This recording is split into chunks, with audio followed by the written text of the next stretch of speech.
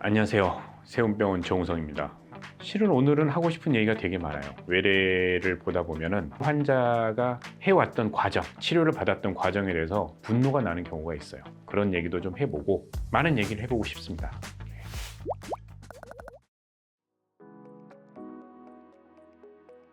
원장님 말씀하셨던 것처럼 외래를 보면은 이제 치료를 다른 데서 꽤 많이 오랫동안 받고 상태가 더 안 좋아져서 오는 경우가 있다고 하셨잖아요. 이런 경우는 왜 생기는 걸까요? 경우에 따라서 다릅니다. 다른 병원에서 치료를 받았는데 안 좋아지는 경우도 있을 수 있지만 환자 앓고 있는 병의 경과에 따라서 안 좋아지는 경우도 있어서 이런 경우에는 조금 더 일찍 서둘렀으면 어땠을까 하는 경우들이 있기는 합니다. 많은 경우들이 있는데 이제 어떤 병이라면 병은 대부분 진행성인 경우가 많아요. 그래서 손목에 있는 병들은 관절염이라고 하면은 관절염들은 점점 나빠지는 경과를 밟기 때문에 그 관절염이 많이 나빠지기 전에 조금 여기서 멈춰줬으면 하는 순간에 멈추지 못하고 이게 비수술적인 치료라는 명목하에 환자들이 비수술적 치료라 그러면 좋아하거든요. 비수술적 치료를 해봅시다. 주사를 맞아봅시다. 이런 식으로만 계속 끌고 가는 거에 있어서 나는 반대라는 거죠. 만약에 비수술적 치료가 나쁘다라는 얘기가 아니라 비수술적 치료를 하다가 이걸로 충분한 효과를 거둘 수 없다라고 하면은 그 다음에는 꼭 비수술이 아니라도 수술이라도 해가지고 환자를 조금 덜 아프게 해주고 그 병이 덜 진행되게 해주는 게 좋다라는 거죠. 그러면은 처음부터 수술이 필요한 경우도 있잖아요. 물론이에요. 뭔가에 의해서 손상을 입었을 경우가 간혹 그런 경우가 있는데요. 가령 골절이 있다라고 하면은 이 골절 중에서는 가만히 놔둬도 잘 붓고 잘 낫는 골절들이 있는가 하면은 처음부터 수술을 해줘야 나중에 후유증이나 합병증이 없이 잘 낫는 골절들이 있거든요. 근데 다른 병원에서 일단 수술도 수술이라고 해버리면 환자들이 자기 병원을 떠나버리기 때문에 차마 그 얘기를 못하고 끌고 잡고 있는 경우가 있어요. 정말 하면 안 되는데 그 환자를 데리고 일주일 있다 엑스레이 찍어보고 또 거기에서 도수정복술을 한다든지 뭔가 처치를 하면서 환자를 끌고 있는 경우가 있는데 그런 환자들이 한참이 지나서 우리 병원에 오거나 저한테 오게 되면은 수술하기에 약간 어려움이 있습니다. 처음에 치료했으면은 정말 10분, 20분이면은 간단한 수술로 끝내고 나올 수 있는 것들이 이게 한 달, 두 달이 되면은 1시간, 2시간이 걸려도 처음에 수술을 했던 것만큼 좋은 결과를 얻을 수 있는 수술을 못하고 나오는 경우도 있어요. 그런 경우는 좀 안타깝긴 합니다.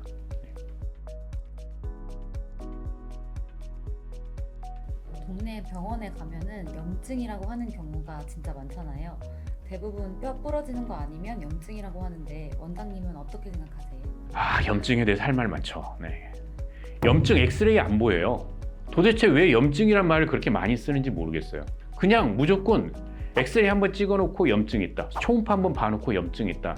이게 환자들이 그렇게 얘기하면 그렇구나라고 수긍을 하니까 자꾸 의사들도 환자들한테 오히려 그렇게 설명을 하게 되는 것 같아요. 염증이라는 거는 여러 가지 종류의 염증이 있어요.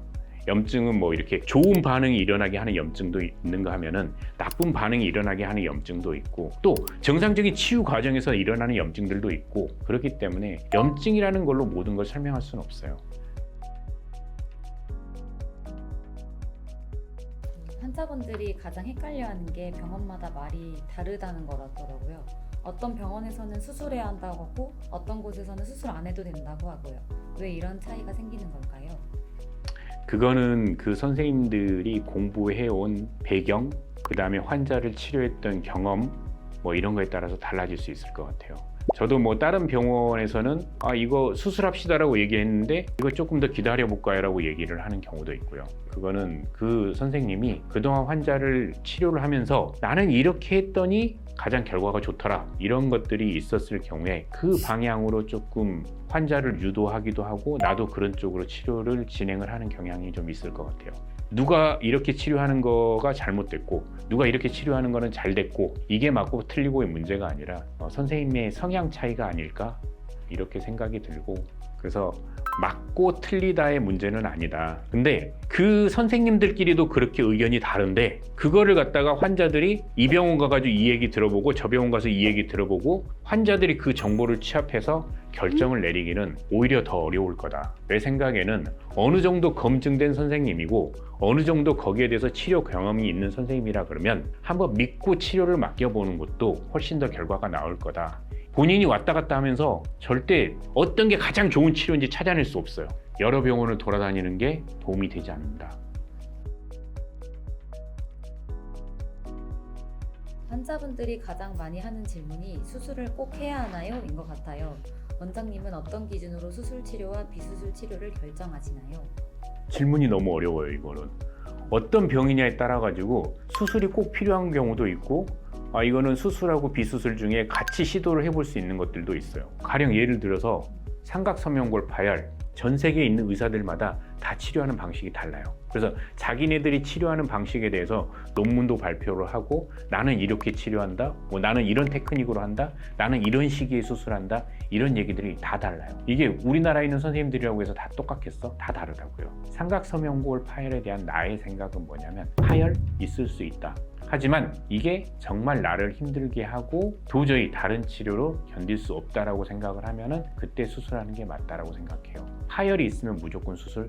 이거는 나도 아니라고 생각해요. 삼각섬유골 파열에 대해서 이제 수술을 많이 하다 보니까 모든 병원에서 삼각섬유골 파열이 보이기만 하면 수술해야 돼요. 이렇게 환자들한테 많이 얘기를 하거든요. 삼각섬유골이라는 거는 손목의 안정성에 중요한 역할을 하는 인대인 거는 분명하지만 이것만이 손목 관절의 안정성에 기여를 하는 거는 아니에요. 손목에 있는 다른 인대나 다른 힘줄이나 이런 것들이 삼각섬유골의 부실한 걸 갖다가 조금 보상을 해준다 그러면은 수술하지 않고 지낼 수도 있다. 내가 느끼는 증상이 또 어떤가, 이런 모든 것들이 종합이 돼야 돼요. 삼각섬유골 파열, MRI에서 보이니까 당신은 수술, 그거는 아니라는 거죠.